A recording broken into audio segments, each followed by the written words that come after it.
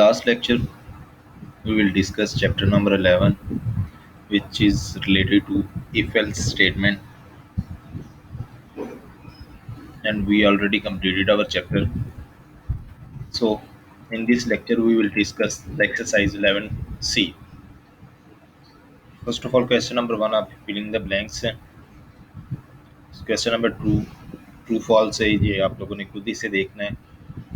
Filling the blanks को भी आपने खुद अपने नॉलेज के अकॉर्डिंगली से सॉल्व करने की कोशिश करनी है, जो कि आपको कंसेप्ट चैप्टर में दिए गए हैं, और इनके आंसर्स वगैरह आपने फाइंड आउट करने हैं. इसी तरह ट्रू फॉल्स. और क्वेश्चन नंबर 3 है, what is control structure, briefly describe the basic control structure for writing a program. ये आपका पहला क्वेश्चन है, जिसमें आपने कंट्रोल स्ट्रक्चर क्या होता है इसकी डेफिनेशन आपको बताई, ये थी चैप्टर के स्टार्ट में. और इसके अलावा हमने 3 डिफरेंट बेसिक कंट्रोल स्ट्रक्चर के बारे में डिस्कस किया था, जो कि हमारे पास होते हैं सिलेक्शन, कंडीशनल एंड रेपिटेटिव. तो इनको आपने एक्सप्लेन करना है. क्वेश्चन नंबर 4 है, how many selection statement are available in C, discuss difference between them. हमारे पास सी लैंग्वेज में सिलेक्शन स्टेटमेंट कितनी है, तो ये हमारे पास 4 है. If statement, if else statement, if else statement, और इसके अलावा हमारे पास स्विच स्टेटमेंट. इनको आपने डिफाइन करना है और साथ में इनके दरमियान जो डिफरेंस है उसको भी आपने एक्सप्लेन करना है. Question number 5, right the general form of the following statements. If statement with one alternative, इसका आपने सिंटैक्स लिखना है, इसकी जनरल फॉर्म लिखनी है. If statement with two alternatives, if statement with multiple alternatives, switch statements. Rewrite the following programme in example number 4 using if statement. Example number 4 में जो switch statement का जो प्रोग्राम होगा उसे आपने इफ स्टेटमेंट की मदद से दोबारा इसे अटेम्प्ट करना है. Question number 7, attempt the following part. Assuming x is 10 and y is 15. x की वैल्यू हमारे पास 10 है और y की वैल्यू 15 है. What are the value of the following conditions. First जो ट्रू होगी उसकी आपने लिखना है 1 है, और जो फॉल्स होगी उसका आपने लिखना है 0 है. इसमें से हमने ट्रू स्टेटमेंट और फॉल्स स्टेटमेंट को आपने आइडेंटिफाई करना है. जैसे कि ए ऑप्शन में x not equal to y, तो ये ट्रू है क्योंकि x की वैल्यू 10 है और y की वैल्यू 15 है. इसी तरह B x less than x, तो ये फॉल्स है. So on C and D statement आपने खुद एवेल्युएट करके इसका सॉल्यूशन आपने फाइंड आउट करना है कि आया कि ये ट्रू स्टेटमेंट है या फॉल्स स्टेटमेंट है. क्वेश्चन नंबर 7 के सेकंड पार्ट है, write the expression test to each of the following relationship. आपने एक स्टेटमेंट लिखनी है जो कि रिलेशनशिप को टेस्ट कर सके. एज इज फ्रॉम 18 टू 25, तो आप यहाँ पे एज को आइडेंटिफाई कर सकते हैं. Age greater than equal to 18 and less than equal to 25, ये इसकी कंडीशन आप बना सकते हैं, लिख सकते हैं. तो इसी तरह रिमेनिंग जो है B C D and so on F part तक, इनकी आपने स्टेटमेंट अपने खुद पेपर के ऊपर इन्हें लिखना है, इनकी क्या स्टेटमेंट बन सकती है. Right assignment statement for the following जो पार्ट्स हैं इनके लिए असाइनमेंट स्टेटमेंट आपने यूज करनी है. Assign a value of 1 to variable test if k is a range m through plus m inclusive, otherwise assign the value of 0. तो आपने एक वेरिएबल लेना है k, जिसकी रेंज आपने डिफाइन करनी है m तक, ठीक है. और अगर उस रेंज में इंक्रीमेंट हो और उसके बाद उसकी वैल्यू जो है इंक्रीमेंट हो तो उसको 1 असाइन करेंगे. अगर इंक्रीमेंट नहीं हो रहा तो otherwise assign the value of 0. Assign the value of 1 to the variable lowercase if ch is a lowercase letter, otherwise assign the value of 0. तो आपने वैल्यू असाइन करनी है अगर जो आपने वेरिएबल एंटर किया गया वो लोअर केस में है तो उसे 1 असाइन करेंगे, अगर अपर केस में तो उसे 0 असाइन करेंगे. इसके लिए भी आपने कंडीशन बनानी है. ऑलराइट.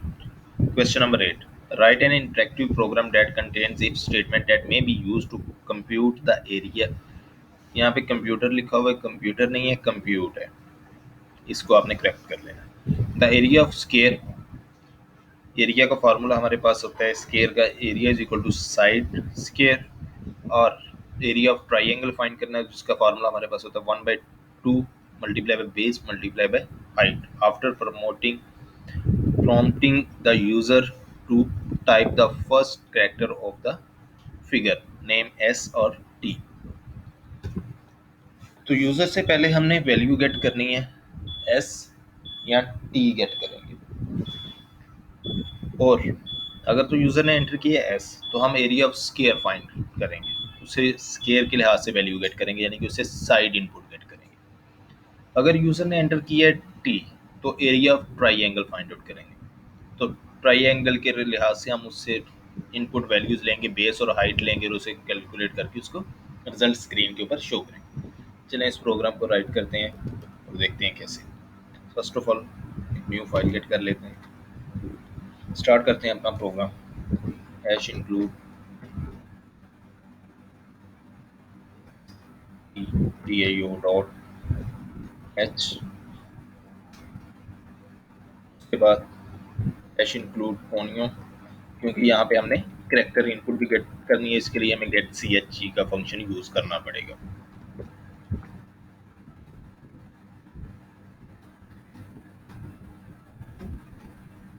नाउ मेन फंक्शन, इन मेन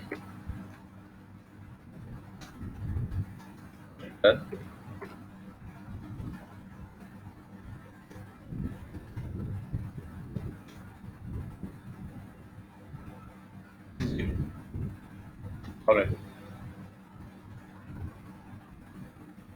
हम स्टार्ट करते हैं। फर्स्ट ऑफ ऑल स्क्रीन के ऊपर प्रिंट करवाते हैं enter a character S R T. User के लिए प्रॉम्प्ट मैसेज स्क्रीन के ऊपर डिस्प्ले करवा देते हैं ताकि यूजर को पता चले कि मैंने यहाँ पे एस एंटर करना है या टी एंटर करना है। Enter enter enter S, S for area of square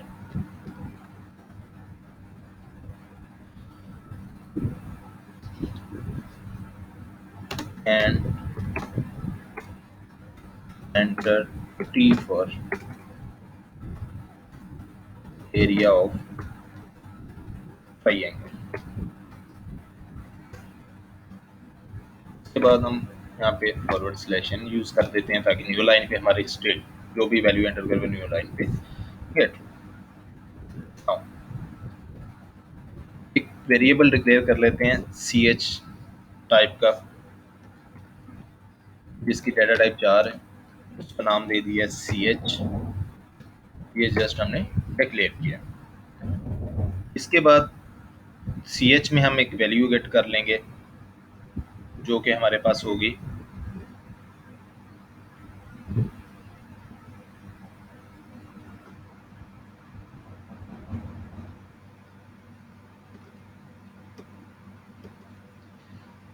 चार टाइप का सी एच टाइप का वेरिएबल हमने गेट कर लिया। अब C H is equal to जो भी वैल्यू आएगी वो सी एच में स्टोर हो जाएगी। गेट सी एच जी का फंक्शन यूज करते हैं। ऑलराइट, यूजर जो भी एंटर करेगा वैल्यू वो जाके किस में स्टोर हो जाएगी, सी एच में स्टोर होगी। अब हम कंडीशन लगाते हैं, if C H equal to S और C H is equal to capital S. User small S भी एंटर कर सकता है और कैपिटल एस भी एंटर कर सकता है। तो अगर तो उसने स्मॉल एस एंटर किया या कैपिटल एस एंटर किया तो वो इफ की बॉडी में आ जाएगा। यहाँ पे हम यूज करते हैं केसेस का। इफ अगर तो यूजर स्केयर का एरिया फाइंड आउट करना चाह रहा है तो फिर स्केयर के एरिया को फाइंड आउट करने के लिए हमारे पास उसे साइड चाहिए उसके लिए, ताकि यूजर साइड एंटर करे और हम उसका एरिया उसे कंप्यूट करके दे दें। दो वेरिएबल यहाँ पे गेट कर लेते हैं, इंट साइड एंड एरिया, ये दो वेरिएबल हमने डिक्लेयर किए हैं। साइट यूजर से गेट करेंगे और जो साइट का रिजल्ट जो होगा वो उसे एरिया में स्टोर करवा के स्क्रीन के ऊपर डिस्प्ले करवा देंगे। Print F enter side of square और साथ में new line.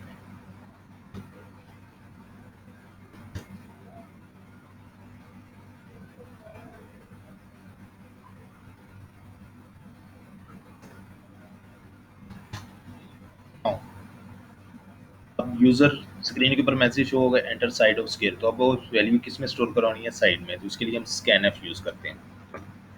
Scan F double quotation में यहाँ पे कौन सी वैल्यू आएगी, परसेंटेज डी, क्योंकि इंटीजर टाइप वैल्यू गेट होगी। इसके अलावा ampersand side, value store किस में होनी चाहिए, साइड। अब हमारे पास साइड में वैल्यू स्टोर हो चुकी है, जो भी यूजर वैल्यू एंटर करेगा। एरिया ऑफ स्क्वायर का फॉर्मूला क्या होता है, एरिया इज इक्वल टू है हमारे पास side multiply by side, side square. इस तरह हम उसे गेट कर लेंगे। अब एरिया कंप्यूट होकर स्क्वायर का एरिया में स्टोर हो चुका है। अब इसको हमने स्क्रीन के ऊपर डिस्प्ले करवाना है।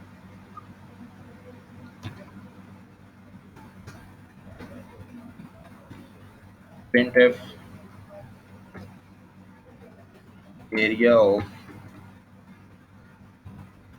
स्क्वायर इज इक्वल, तो यहाँ पे वो एरिया की वैल्यू आनी चाहिए, परसेंटेज डी यहाँ पे लिख देते हैं। साथ हमने एरिया को डिस्प्ले करवाना है।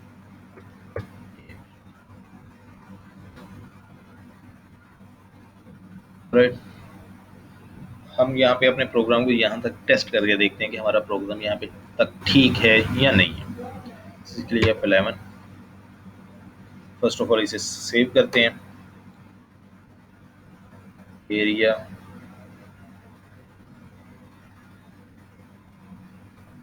स्क्वायर के नाम ही दे देते हैं इसे।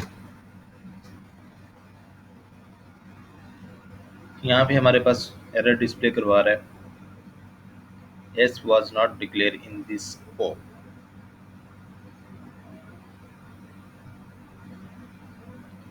करेक्टर को हमेशा हम किसी से वैसे डिस्प्ले नहीं करवा सकते, इसके लिए हमें इसे सिंगल कोट में हमेशा इसे डिस्प्ले करवाना होता है। इसके लिए सिंगल कोट में इसको लिखेंगे और इसी तरह कैपिटल एस को भी सिंगल कोट में।